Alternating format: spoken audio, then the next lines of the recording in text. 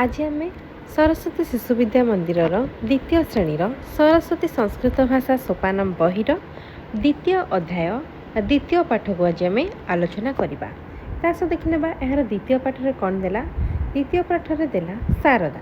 शारदा अर्थ हूँ सरस्वती, से परी रमा, रमा अर्थ हूँ माँ लक्ष्मी, से परी लता, लता को कौन कहवा लटा, बालिका अर्थ झील छुआ बा बालिका, सेपरी माला, माला अर्थ माला, गीता, गीता अर्थ आमर गीता बही, सेपरी भाव में पताका, पताका अर्थ हूँ त्रिरंगा पताका, पाठशाला, पाठशाला हूँ विद्यालय, तापर देख मन रखापी देती तारका अर्थ तारा, सेपरी कथा, कथा अर्थ कहानी, नौका अर्थ डंगा, नासिका अर्थ नाक, शाखा अर्थ डाल, मुद्रिका अर्थ मुदी, कुल्या अर्थ केनाल, दोला अर्थ दोड़ी, शिला अर्थ पत्थर, सेपरी याद रख देला तारका है तारा, कथा है कहानी, नौका है ना, नासिका अर्थ नाक,